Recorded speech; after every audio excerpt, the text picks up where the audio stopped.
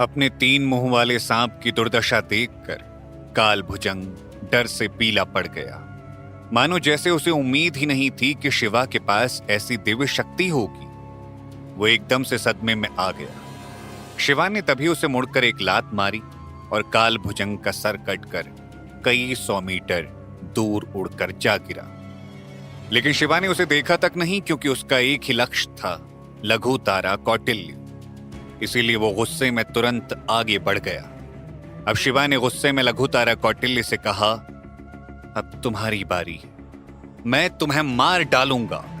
इसके बाद बीच हवा में एक तेज धमाके की आवाज सुनाई दी। शिवा और लघु तारा कौटिल्य एक दूसरे से मुक्कों से लड़ रही थी। शिवा के प्रहार ने लघु तारा कौटिल्य को 10 मीटर से ज्यादा दूर उड़ाते हुए पीछे धकेल दिया। ये देखकर लघु तारा कौटिल्य चौंक गया और फिर उसकी आंखें और ज्यादा गुस्से से भर गई। लघु तारा कौटिल्य ने कहा, इस प्रकार मानव सम्राट की ब्लड लाइन का इस्तेमाल तो मुझे करना चाहिए। शिवा ने कोई जवाब नहीं दी। उसने गुस्से में उड़कर लघु तारा कौटिल्य को एक और मुक्का मारा। शिवा के इस मुक्के के प्रहार से लघु तारा कौटिल्य फिर से दर्जनों मीटर दूर उड़ते हुए पीछे की ओर धकेल दिया गया। शिवा की गति और भी तेज हो गई थी। शिवा एक के बाद एक मुक्के मारता रहा। दोनों ओर के साधकों ने देखा कि शिवा अपनी दैवी शक्ति का इस्तेमाल करते हुए लघु तारा कौटिल्य को पीट रहा है और लघु तारा कौटिल्य को हमला करने का वक्त भी नहीं मिल रहा है। लघु तारा कौटिल्य भी बेहद गुस्से में था। अगर वो अंतरिक्ष के भंवर की कुचलने वाली शक्ति से कमजोर ना हुआ होता तो उसे भरोसा था कि वो शिवा को मार सकता था। आखिरकार लघु तारा कौटिल्य को मौका मिला और उसने चिल्लाकर कहा, नर्क की आग। इसके बाद लघु तारा कौटिल्य ने अचानक अपना मुंह खोला और उसमें से एक बड़ा सा जलता हुआ मोती दिखाई दिया। शिवा ने इसका डटकर सामना किया, लेकिन जब शिवा ने जलती हुई आग को देखा तो उसे दर्द महसूस हुआ।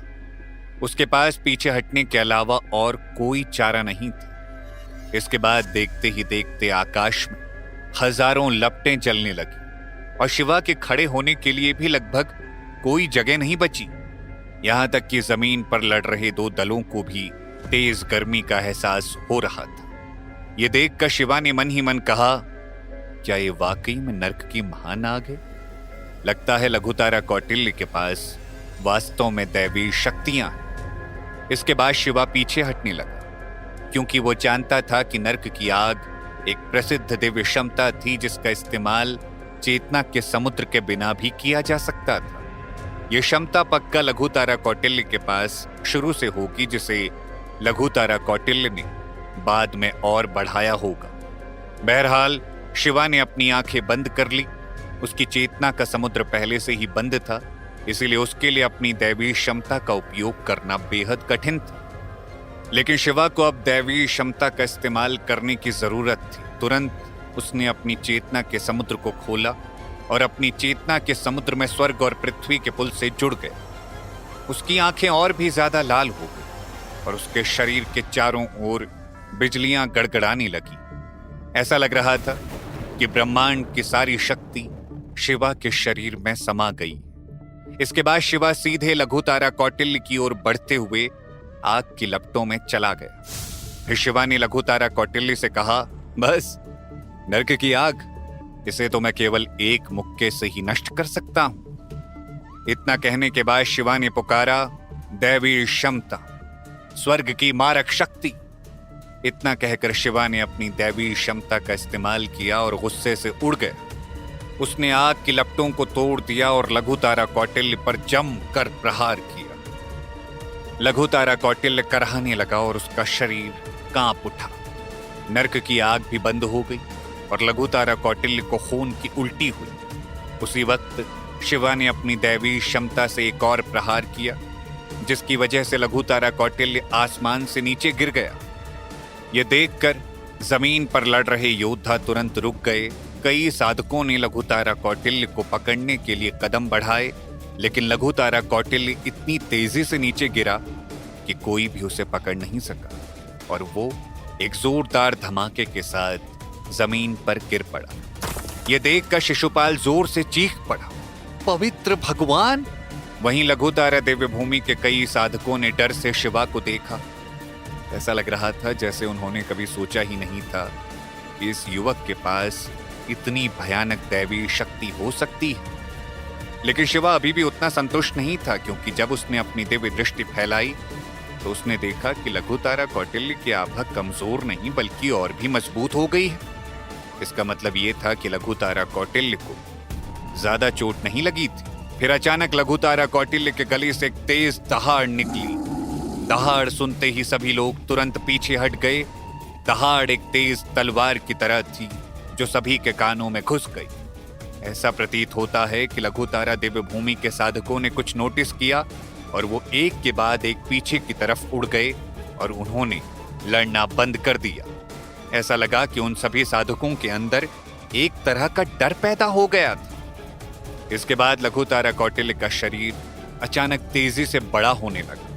वो 1000 साल पुराने वानर में बदल गया और वो 100 मीटर लंबा हो गया। फिर वो तुरंत उठ खड़ा हुआ और उसने आग की लपटों को आकाश में बिखेर दिया। दरअसल अब 1000 साल पुराने प्राचीन वानर लघुतारा कौटिल्य का आखिरकार असली रूप सबके सामने आ गया था। गेंडा स्वामी ने अचानक देखा कि वहां कुछ लोग और भी थे जो 100 मीटर लंबे हो गए। ये देखकर गेंडा स्वामी ने जोर से दहाड़ते हुए आगे की ओर कदम बढ़ाया। फिर एक भाला अपने हाथ में पकड़कर वो उस हजारों साल पुराने वानर के निचले हिस्से की ओर बढ़ा। गेंडा स्वामी ने पुकारा, स्वर्ग के पुत्र की लात तकनीक। लेकिन इससे पहले कि गेंडा स्वामी ये किक मार पाता, गेंडा स्वामी को एक तेज झटका लगा और वो हवा में उड़ता हुआ जोर से झुलसी हुई धरती से जा टकराया। गेंडा स्वामी की कई पसलियां टूट गई। उसके शरीर की दिव्य शक्ति बिखर गई। उसका विशाल शरीर अचानक सिकुड़ गया और वो एक सामान्य व्यक्ति के आकार का हो गया। कुछ साधक गेंडा स्वामी के पास दौड़ कर गए और पूछा, गेंडा स्वामी, आप ठीक तो हैं? गेंडा स्वामी अपने शरीर को हिला भी नहीं पा रहा था। उसने कराहते हुए कहा, मैं ठीक हूं, लेकिन उस गोरिल्ले के पास बहुत ताकत है। एक बार बस मुझे मौका मिलने दो, मैं उसे मौत के घाट उतार दूंगा। योद्धाओं ने जब देखा कि गेंडा स्वामी भी उस प्राचीन वानर का सामना नहीं कर सका तो वो सभी बहुत ज्यादा डर गए। हजारों साल पुराना वानर एक बार फिर भयंकर तरीके से आगे बढ़ा। योद्धाओं के एक समूह को उस वानर ने मार डाला। यहां तक कि पांडा भी भाग नहीं पाया और उसे भी उठाकर फेंक दिया गया। फिर लघुतारा कौटिल्य दहाड़ा, तुम सभी चींटियों का एक समूह हो, मैं तुम्हें छोड़ूंगा नहीं। लघुतारा कौटिल्य की आवाज स्वर्ग और पृथ्वी के बीच गूंज रही थी। वो सभी योद्धाओं को कुचल देना चाहता था। तभी शिवा चिल्लाया, दिव्य हांडियों, मेरे पास आओ।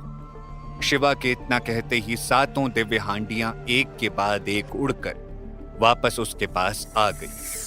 फिर 7 दिव्य हांडियां हजारों साल पुराने वानर लघुतारा कौटिल्य की ओर उड़ गई। पर लघुतारा कौटिल्य ने लगातार 7 चालें चली और सभी 7 दिव्य हांडियों को उड़ा दिया।